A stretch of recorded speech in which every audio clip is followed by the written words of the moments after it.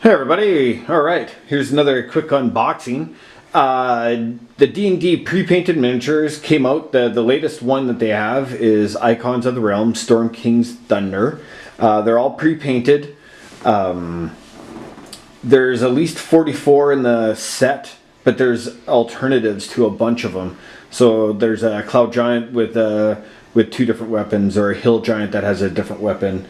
So what it is, I picked up the big creature in the set, that bonus from the when you buy a case. And generally, I didn't buy that many this time around. Looking at the pictures, there's only a few that I was interested in. So I did pick up a booster. So when you pick up a booster and take a look at it, it gives you an idea of what's in kind of miniatures are available. Collect all 44 Storm Kings, the newest set of randomly sorted monsters and heroes. Here in Canada, one of these boxes is $20.99. On the shelf in there, can you grab that one giant that I broke this thing that he screwed up? So in here, so I've cut the tape already, and this is a blind box. So you open this up, and then you slide it out, and in the box itself, you get one giant, or one big large one, and this is a Hill Giant. Hill Giants, it says 31B out of 45, because 31A would have a different weapon and a little bit of different paint scheme, but he's actually held in there through the plastic clamshell itself, held in with a twist tie, which we should keep because we were looking for a twist tie the other day.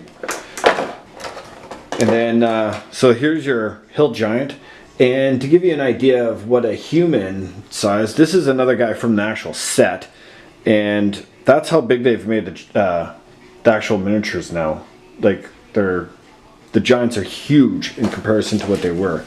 Because the minis kept getting broken, they actually really super pack them all now with like bubble wrap. And I think that's why the price has gone up so much.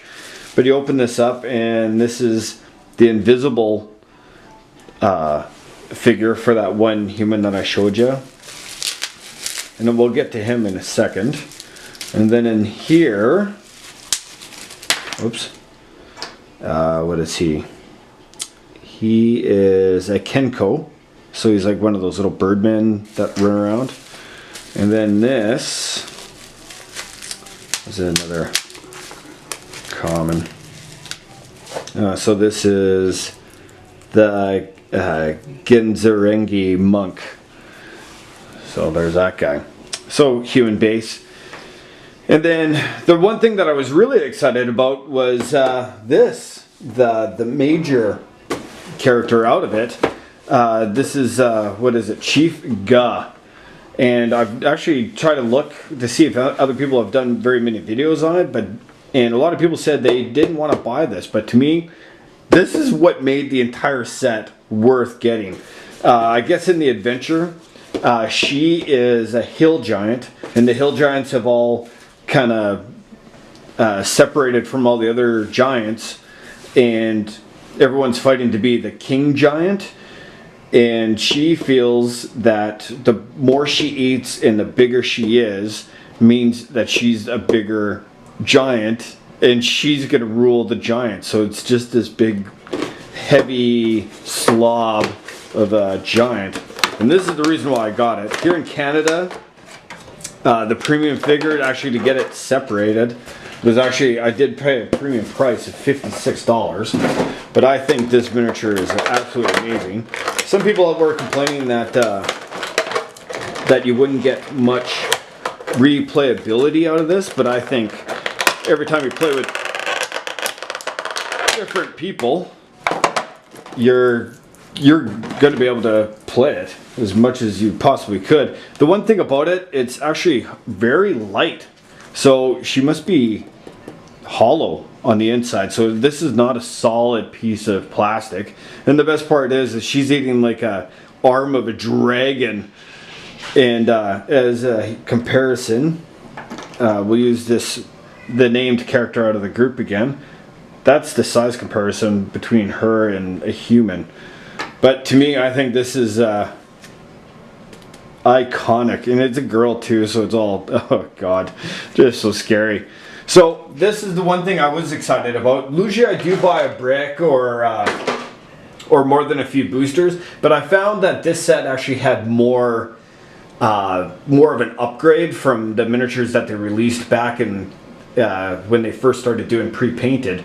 So I only bought the one booster to show everyone what comes in a booster box, and I needed her because you'll never find this kind of a miniature ever again, Chief Guh, and I think you can reuse her lots. But so what I ended up doing was actually buying individuals. So when I was looking in there, the original, I had a bunch of Azers, right? So let's zoom in. And they released these guys long time ago, but this is definitely an upgrade. Before, they weren't translucent plastic, they were all painted with fire and stuff. And I think this is a great upgrade. So we'll use him for a size comparison again. And that's to a human. So what I ended up doing was just going to like Miniature Market or something, and I picked up 5 of them. Enough for a quick encounter, obviously. The other one that I wanted is the Thrycrin. And I have a couple from the original releases, but they are very expensive to buy individually, and because this was a new release and this is definitely a common figure, didn't cost much, so I actually ended up buying 6, enough for an encounter. Same thing with the humans that are in here. I think they're more supporting characters. Like this is Cleve Kendrick, Craig Ungart, and then Kazi Alphalandra. They're all just common figures, but they were pretty cheap, so I just picked them up on themselves. I think they were like $1 because they're so common. But the other thing that I was very excited about was these sprites, because you can never go wrong with like little flying elves that come in and wreak havoc. So I ended up getting 6 of them. They're more of an uncommon, I guess, or at least they're more wanted, because this one did cost me a little bit more. I think I paid $2 a piece for them individually, but 6 of them, you needed that for the encounter. Then when it comes down to the giants, because I actually have quite an extensive miniature collection already, I think the giants are a little bit out of scale from what I'm used to playing with. And there was only a few that I was really interested in. And these giants, they've made them huge. Like this is a cloud giant, 28A of 45. So what makes that is 2-part. One has a trident, the other one has a different weapon. I think it's a big long sword. But when I look at this, I don't look at it as a cloud giant. To me, this is more of a titan. Like now, this is representing more of a god, and to me, so in my games, because my characters are starting to get close to like epic level, and like look at the size comparison.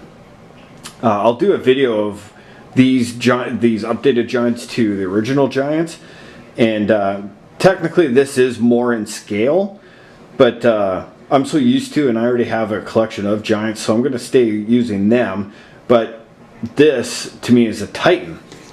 There was another giant that I was very interested in, and this is one of the fire giants, and this is 27 of 45, and this is like another, to me, is another god.